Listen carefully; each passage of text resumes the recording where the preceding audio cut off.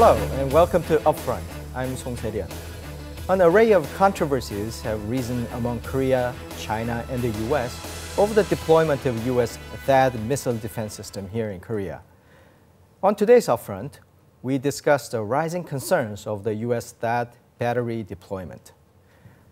To talk about this interesting and complex issue, we have a panel of experts here in the studio. I'll introduce you on my left first, Dean Park Hwee-rhak. He is a dean of the Graduate School of Politics and Leadership in Kookmin University. Yes. Thank you for being here. Yeah, thank you for having me here. And on my right, we have Professor Choo Jae-woo. He is a professor of Chinese Studies at Kyung University. Thank you for being here. Thank you. And also, Dr. Tai-hwan. He's the director of the Center for China Studies from Sejong Institute. Thank you for being here. Thank you. Before we move on to today's discussion, let's take a look at the next report to find out more about the pending controversies facing THAAD deployment in Korea.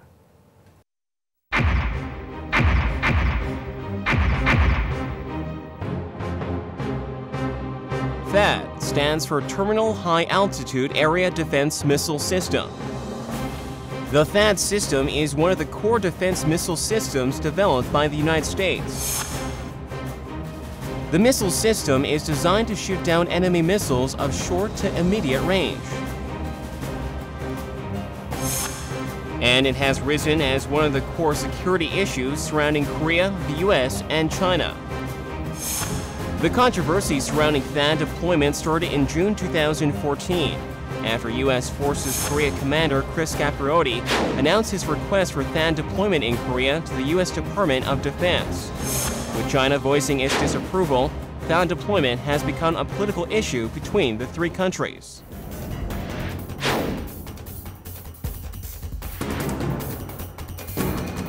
The U.S. has stressed the need to deploy the THAAD system in order to protect U.S. forces in South Korea amid rising nuclear threats from North Korea. A crucial part of the system is a radar capable of covering a radius of 1,500 kilometers so as to detect enemy missiles in advance.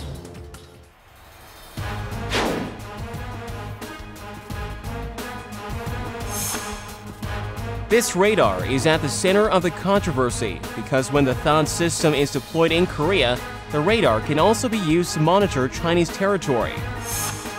China is opposed to the deployment of the THAAD system, as it means its military secrets may be leaked to the U.S., its rival in global politics. The controversies are expected to continue following the Korea-U.S. military talks in March and April. Meanwhile, the Korean government maintains strategic ambiguity on this issue. Korean government's decision on THAAD deployment will be based on consideration for the safety of its citizens. However, as the issue has already been politicized, the controversy is expected to escalate. On top of cost issues, THAAD deployment may bring about diplomatic conflicts among the neighboring countries of China, Russia, and North Korea. The deployment of the U.S. THAAD system is the major Northeast Asian security debate of the year. What will Korea's decision be? We're back. Let's first of all take a temperature, so to speak, in this room. Could you please tell us where your stance on the THAAD deployment issue and tell us briefly why? I am for the deployment of the THAAD. The reason is that it is the U.S. force who want to deploy. It has nothing to do with the acquisition of THAAD by South Korea. And or U.S. already bought that equipment, and they want to bring it into South Korean soil. And so it could be a golden opportunity for us to test whether we should buy another one or we should not buy. I see. Yes. I see. It's an opportunity for us to see the expensive equipment on our soil. Yes, you're right. Cost-free. Okay. Professor Choo? I'm not fully supportive, but I'm up for it under two conditions. One is that as long as it is cost-free, then I'm up for it. And the second is as long as the deployment is limited to the confines of American military bases in Korea, then I'm up for it too. Otherwise, I'm against it. Okay, so there's a conditional support, Yes. but there's two conditions attached to it. Dr. Lee. I'm also in favor of conditional support because still there's a lot of controversies over the effectiveness of the THAAD to counter the missile threat of North Korea. But still, if U.S. forces in Korea want to deploy the THAAD, we don't have any reason to reject that. We could support that. But it should show that the kind of effectiveness after deployment. So until that time, I think we could delay our decision to whether or not we buy or just we support that kind of stuff. But another thing is actually United States and China already discussed that issues, I think. But it's their matters, of course. But still, we needed to consult together with these two countries, so ROC and the U.S. Yeah. Then where are the controversies coming from? Let's hear from Dr. Lee first and move on. Maybe other countries like Russia also, they opposed the deployment of the THAAD the Korean Peninsula because it could accelerate the arms race, arms buildup in Northeast Asia. But I don't think we just can say that because if already North Korean nuclear threat is already accelerate that kind of arms race, or that's one reason why U.S. forces in Korea want to deploy the THAAD. So this kind of controversy is actually not just a matter of perception, but what kind of aspect of security is most important in this situation. To Korea and the United States, North Korean nuclear threat is most important threat. But to China and Russia, U.S. forces is, I think, is kind of a threat rather than the North Korean nuclear threat.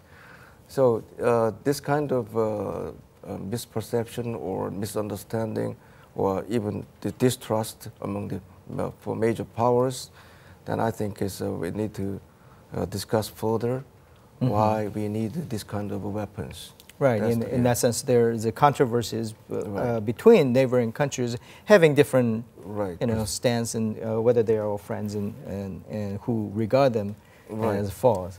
You had something to. Yes, I understand as far as Professor Choo said that Japan already bought that THAAD, but I don't think it is the fact. The fact is that Japan is considering to acquire the THAAD, but not yet. But it's deployed in the U.S. base in Japan. No, Guam. In Guam. It's already been deployed in Japanese bases in Aomori and Kyoto. Yeah. It's just a radar. Expert radar system. Yes. Right. Our government's stance at this point is, it seems like, fueling into the controversy because of their three no's. Their response is that, as I like to say, they are very firm and clear about their ambiguity.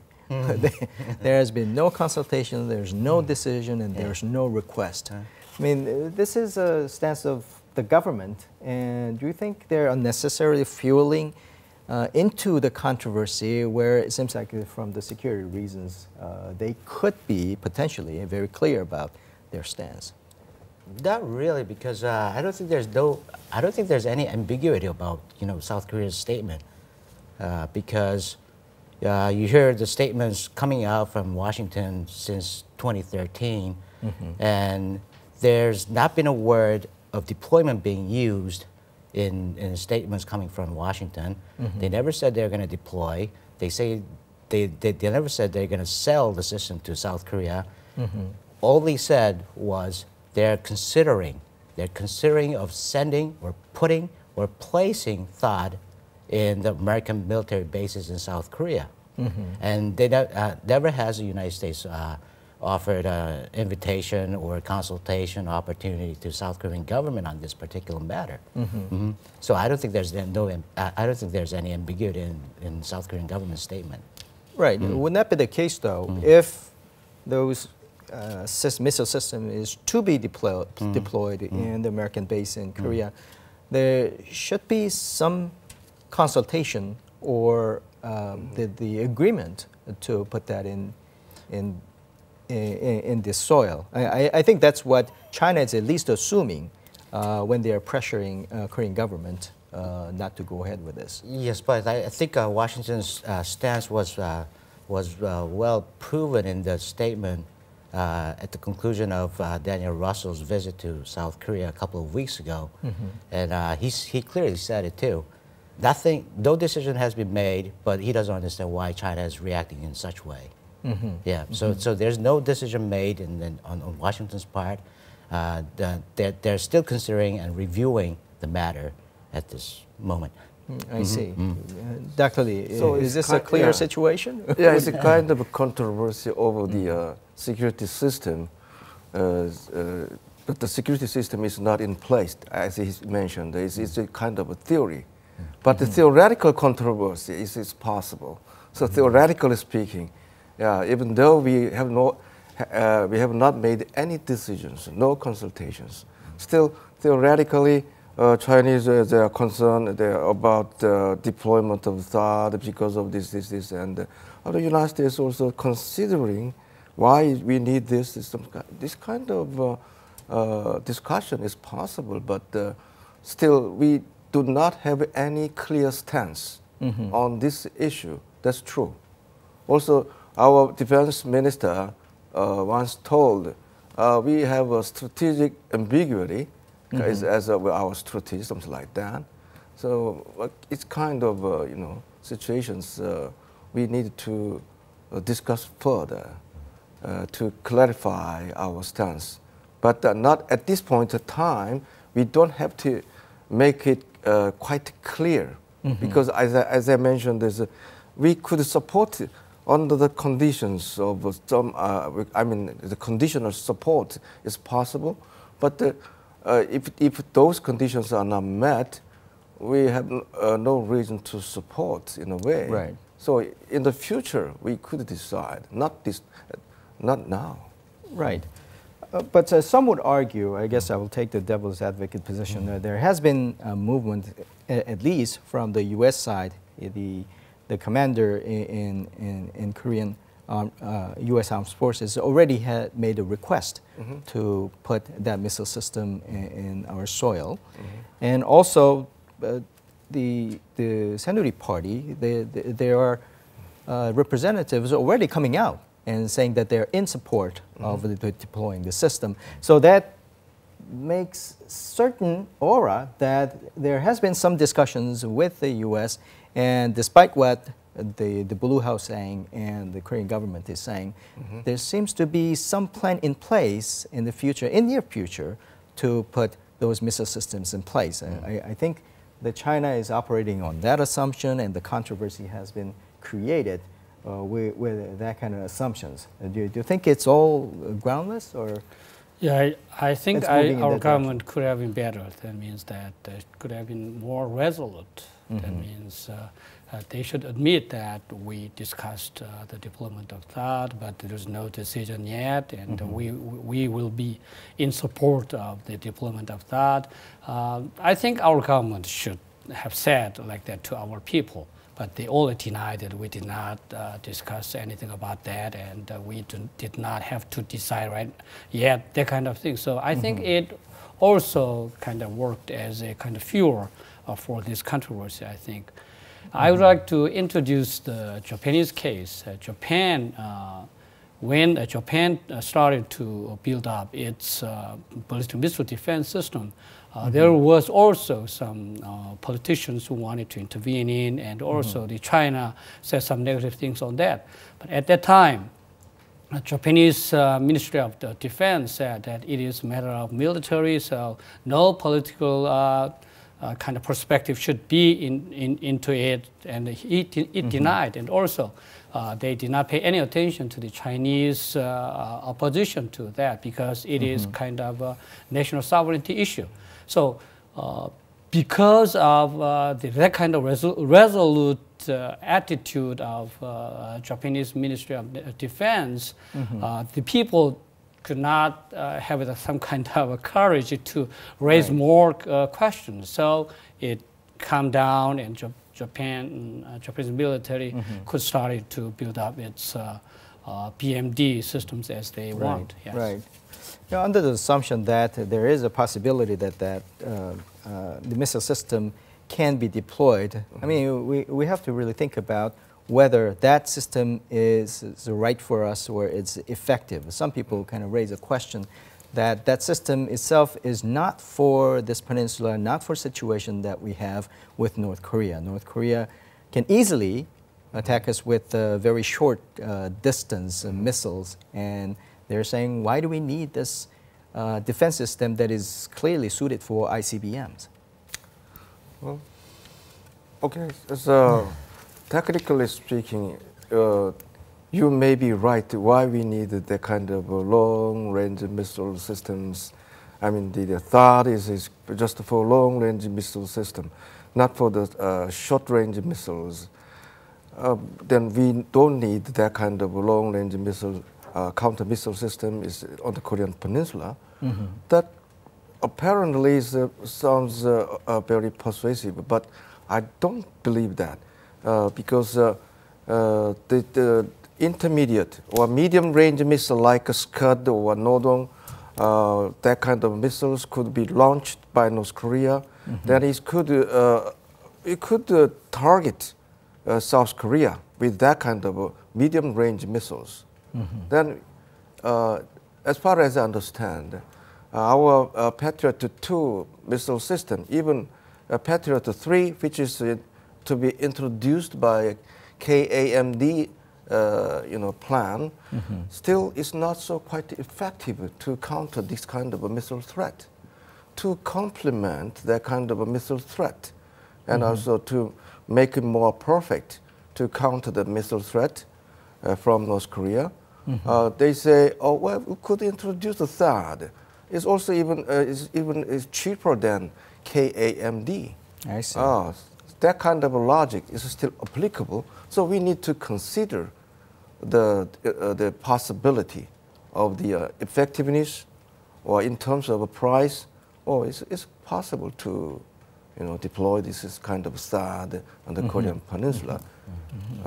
I think it's also technically speaking, as this kind of a THAAD means at the altitude of 40 to 150 kilometers. Right. Also at the final phase of the flight of the missiles, we could counter the North Korean nuclear missile threat. But the other missile systems, it's not so high. At most, it's 15 kilometers. Yeah, we have a small country. Yes. I think that's where the controversy comes from. The first thing is the THAAD is not to protect or to destroy the ICBM. U.S. has 30 ground-based interceptors in California and Alaska to intercept the ICBMs which may try to attack the United States. A THAAD was made to protect the U.S. forces in foreign countries, like the USFK and USFJ, and so it is the terminal means that THAAD is designed to destroy the incoming missiles at the target area. So it cannot destroy the ICBM, Chinese ICBMs that fly over to the Korean Peninsula. Right. Yeah. Right. And secondly, the purpose of THAAD is to have two chances. U.S. forces have PAC-3, as you know, systems, but it has just one chance of opportunity to destroy the incoming missiles. Because but it is dangerous. Reach. Yeah. Right. So USFK want to have one more chances and make two chances to destroy the incoming missiles. You said about that large numbers of North Korean Scud and some ballistic missiles. You are right. If North Korea wants to attack South Korea with all the ballistic missiles, no system can protect us. But the problem is that the conventional ballistic missile may not inflict such a severe damage. We have to protect our people from the nuclear missiles. Right. North Korea can attack us with surprising manner. We can't defend, but nuclear weapon is so serious things. I think there is like escalation. A black box. Escalation. So if North Korea, through the escalation, if we believe that North Korea is going to shoot the nuclear ballistic missiles, we need to mobilize this one and kill that nuclear ballistic missiles. Right. Before we discuss more about the stances of the neighboring countries regarding the possible THAAD deployment, we're now connected to an expert in military defense, Richard Bitzinger, as a senior fellow at RSIS. Hello. Let me ask you the first question. Please elaborate more on the terminal high-altitude area defense, which we have been discussing. What exactly is it? The THAAD is basically a high-altitude anti-missile missile, an air defense missile that's supposed to shoot down incoming missiles pretty much at the middle of their launch, what they call the boost phase. And the idea is that this is something that's supposed to complement more shorter range types of air defenses. And so it's just simply part of a what we like to call a layered missile defense system. Korea has faced a lot of controversies over deploying the THAAD, and one of them is about its actual effectiveness, and we've been discussing about that. Well, what is your take on this? How effective is it? I think very much so. One of the problems that Korea's always faced, really since North Korea began developing longer-range missile systems, is that the Korean military has no really long-range missile defenses of its own. It has some short-range systems, but it doesn't own any of the so-called Patriot PAC-2 or PAC-3 systems. It's talked about acquiring these systems for a long time, but has never really followed through. And I think this is a pretty significant gap in Korean defenses, particularly as the North continues to develop and expand its missile systems. Another cause for such controversies is THAAD's X-band radar, which can monitor certain regions within China, and also its strategic missiles. Is this a possible scenario? If so, China might intensify its opposition to deployment of THAAD. China is very worried that these systems could be, at least conceivably, employed against them. And of course, the closer these systems get to their territory, the more concerned they get.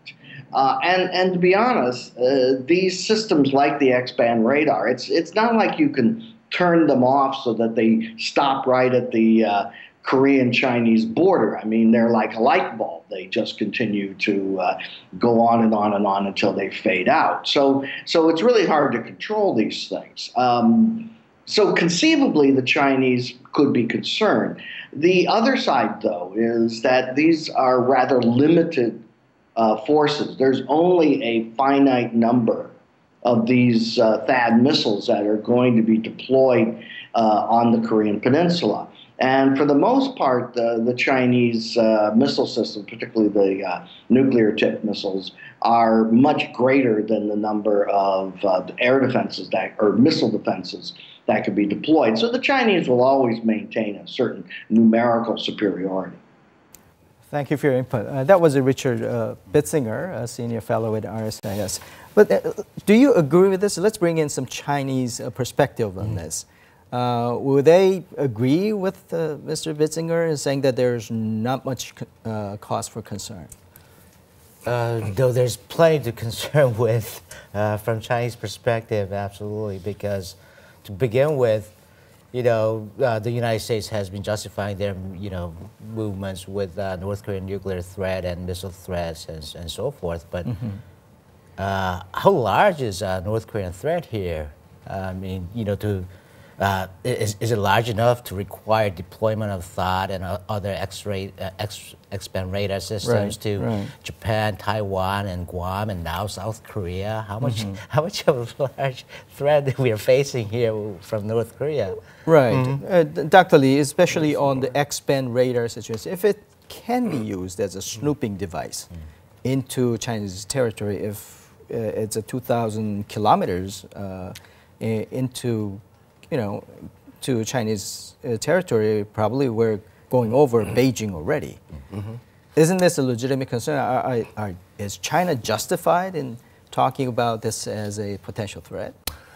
If it's really 2,000 kilometers can be covered by the X-band radar, but I don't think it's possible because X-band radar, which will be deployed if it is deployed on the Korean Peninsula, a lot of experts say it could be just 1,000 kilometers, even less than 1,000 kilometers.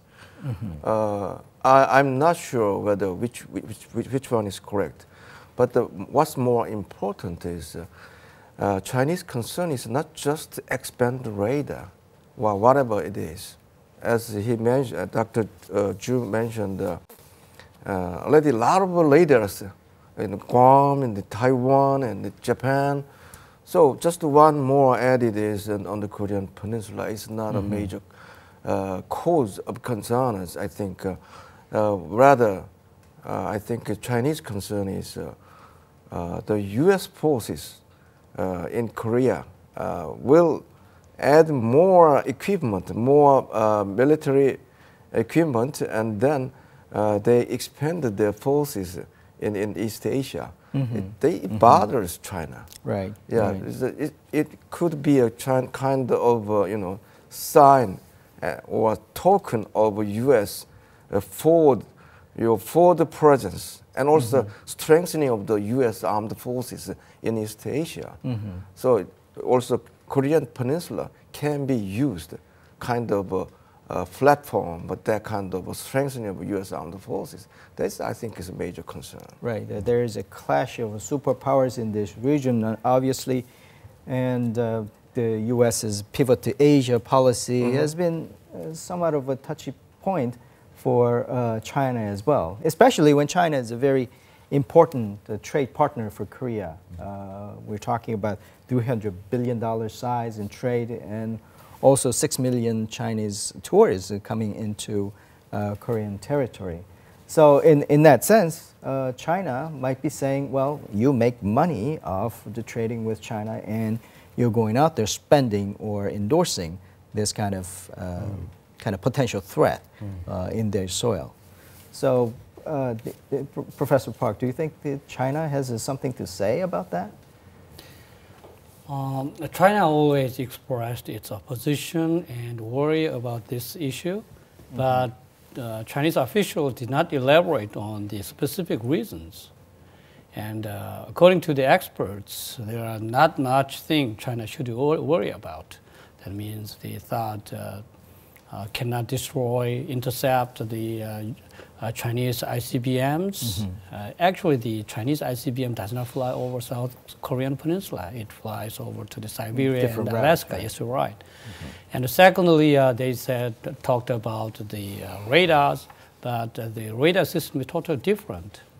If they deploy the radar for the THAAD interceptor, that reduces the range to 600 to 1,000. And the operating mode is not to detect the launch of missiles. It is track the missiles based on the information it received from the satellite. So it has nothing to do with the launch of the Chinese ICBMs. I see. Let's talk a little bit about the U.S. stance at this point. One of the things they're saying is that, well, it's not going to cost Korea the $1 billion or $2 billion to have that because we're not buying it. They're bringing in their own. But then the spokesman for the Ministry of National Defense said that, well, there will be, it seems like he's indicating that there will be some cost sharing in the operation side. And that was one of the things that you had as a condition of supporting this THAAD.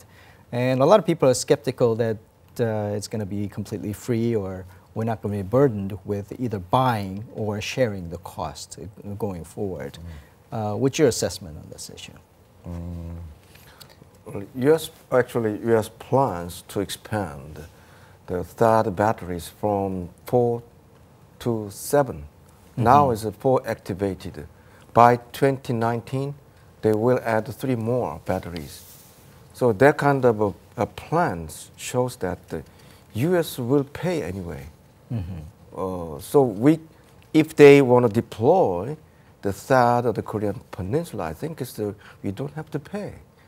But after they deploy the 1 THAAD batteries on the Korean Peninsula, still, if we want to cooperate to operate that kind of THAAD system, then I think some operational cost may be required. In that case, United States might ask,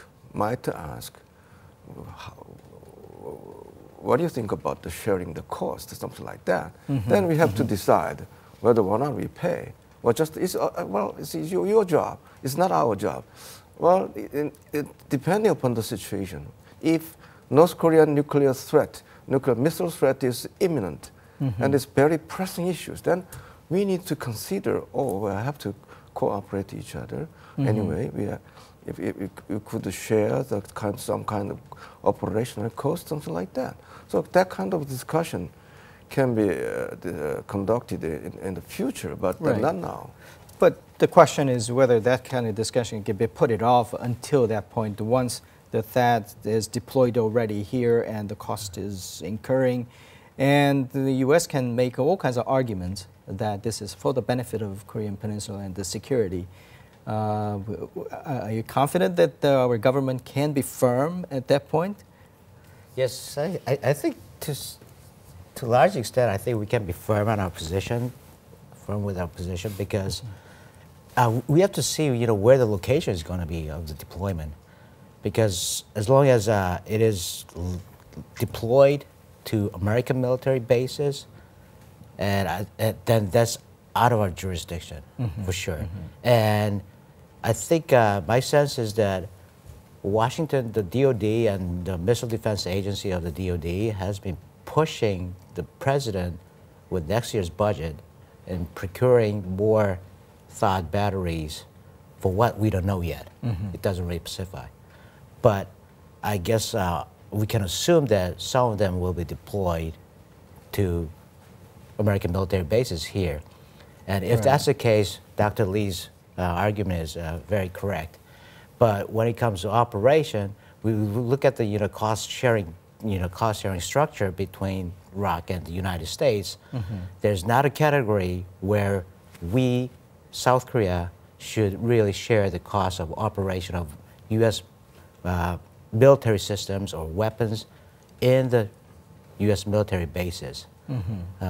The structure reads that we cover the labors and wages and maintenance of facilities and logistics for training and to improve the facilities. That's all the categories. So when it comes to operation, who knows? When they want to carry out a joint military exercises, then there could be it. Briefly going back to AIIB issue, I think it's an interesting issue kind of connected to the THAAD issue in that it's a vying of powers between the United States and China. And AIIB, at first, the U.S. was kind of urging Korea not to join. At first, they were opposed to helping the AIIB, but when some allies of the U.S. has joined that group, notably Germany and France, they changed their stance. And now Korea is in already. So do you think that this is a one-up or one win for the China? And does that kind of dynamics carry over to this THAAD issue where China can prevail in mobilizing the allies? Yes, there has been some tendency shown in media, to try to connect, AIB issue to THAAD issue. But I don't personally see any connectivity between the two issues because, economic and, security issues are totally two different stories. I think it's, I don't think it's even one-sided, story either. Because, AIB, the reason why the United States had put pressure on its allies and friends is because we have to understand the traditional pattern of American behavior whenever there was an idea or an inception of multilateral development banks in the past. Because whenever there was a new ideas or a new inception of a multilateral development banks, the United States always opposed and put pressure on its allies and friends.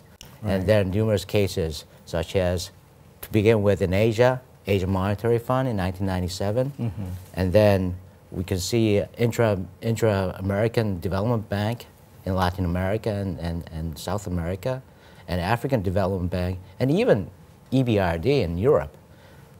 So there was a very long negotiation between the United States and the European countries after the fall of the Berlin Wall, but because there was an urgency of rebuilding the Eastern Europe, so the United States really tackled the issue and worked hard at it.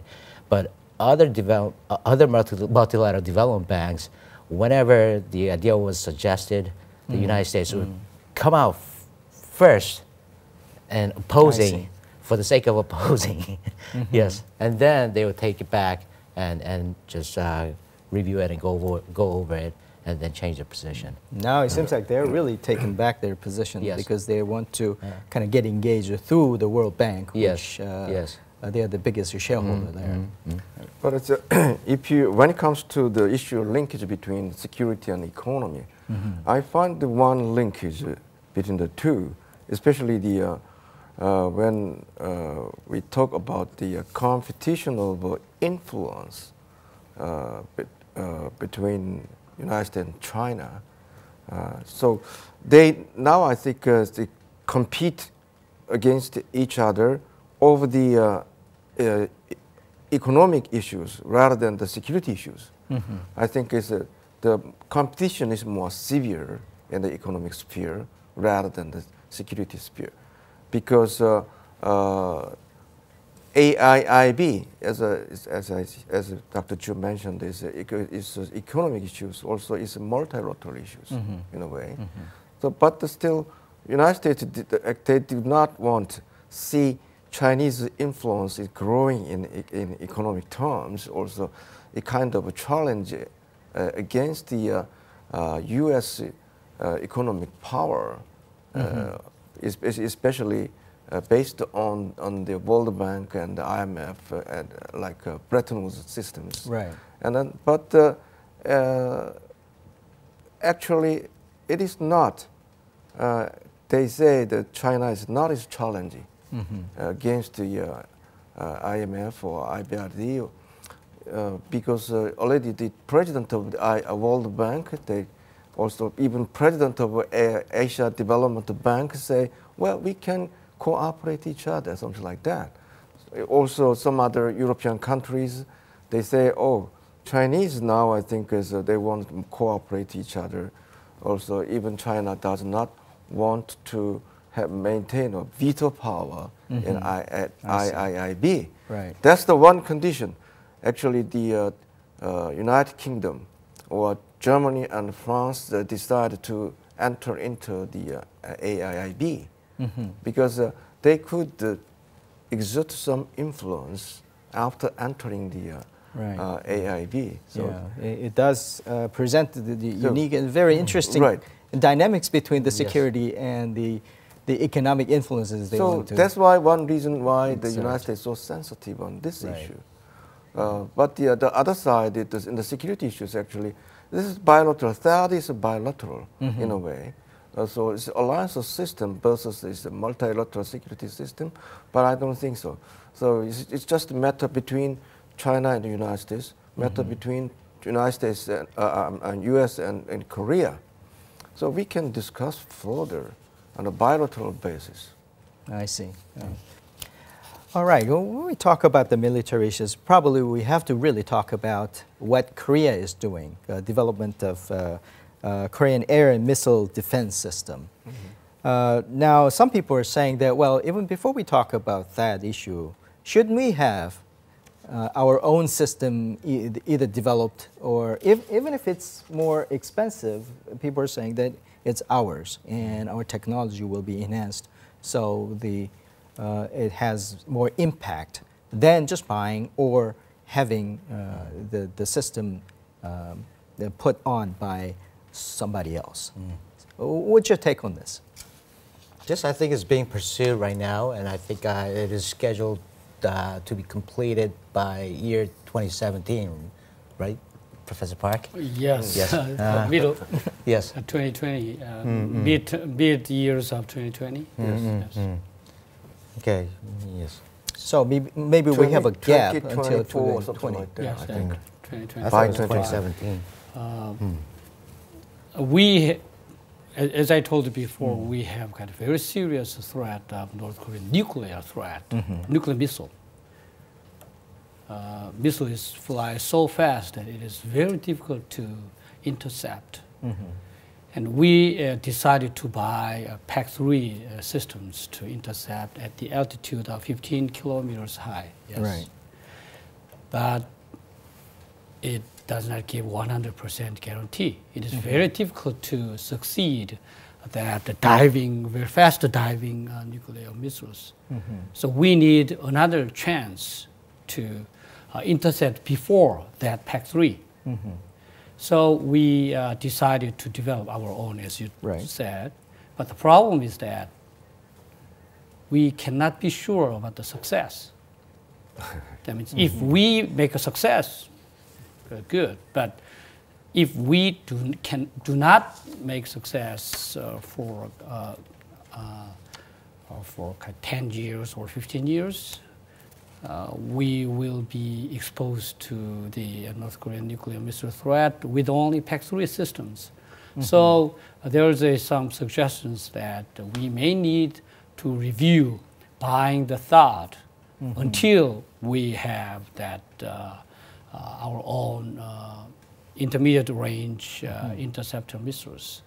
That would be another level of controversy, whether to buy or grow our own. Yes.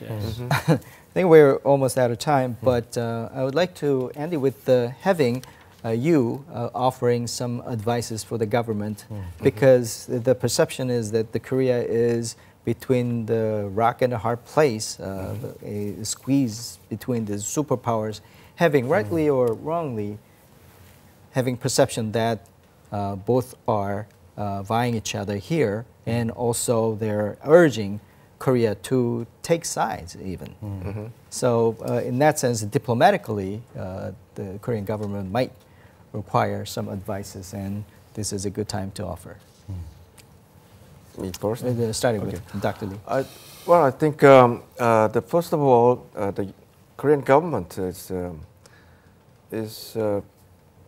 should be very skillful in dealing with these issues. The most important point is to what extent the North Korean nuclear threat is imminent or pressing. Because many surrounding major powers, they might perceive it in a different way from ours. Or even United States and Korea share the same perception over the North Korean nuclear threat, but the other countries like China or Russia, well, it's not so pressing issues, so we don't need to deploy THAAD or KMD, whatever it is. Then it's just it's accelerating arms race, something like that. But still, to our side, if we think it's really, if we take it so seriously, we need to persuade the surrounding powers. First of all, the United States first, of course. Then we need to buy time to consult or even persuade China. Without doing this, we just introduce whatever it is. It's not a good idea.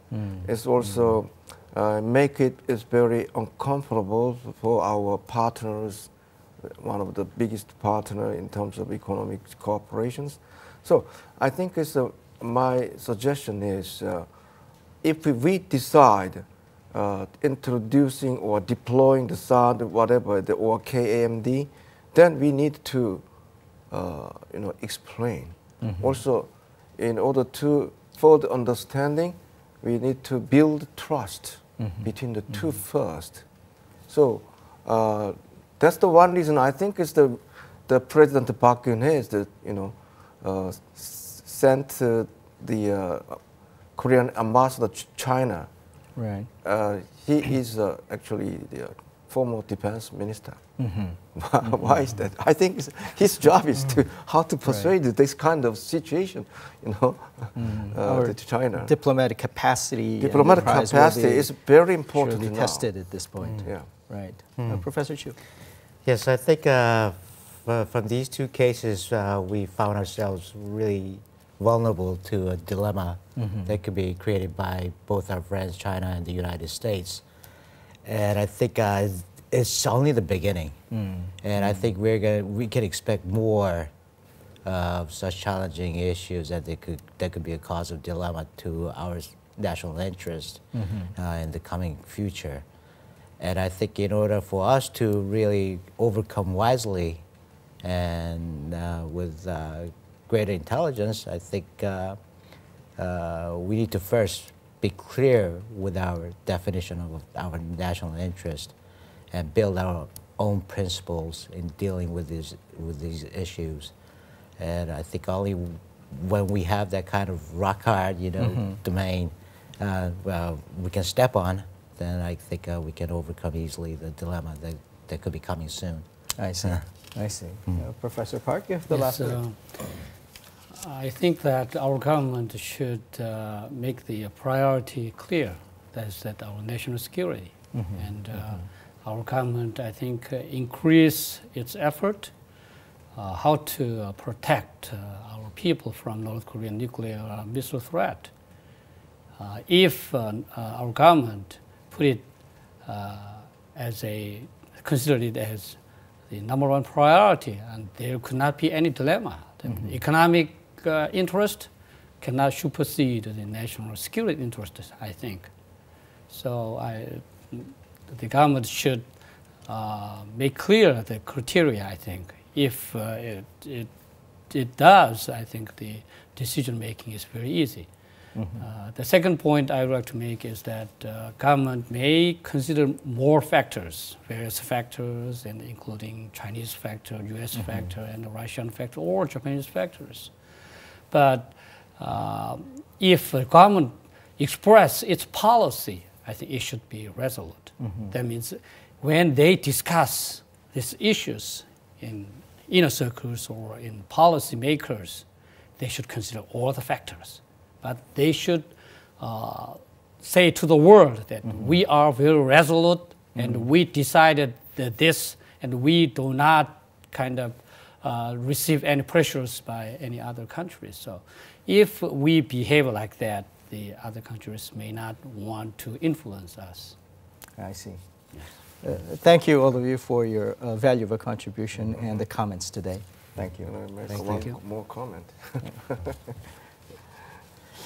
THAAD issue poses a dilemma for Korea militarily, diplomatically, and economically, as Korea is seemingly caught between the superpowers advancing different interests. In the final analysis, though, everybody's goal should be peace and prosperity in the region. Can Korea play a vital role in that, rather than merely escaping or managing the dilemma?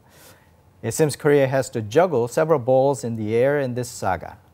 With keen interests, we'll watch how it develops. Thank you for watching. Hope you can join us again next time.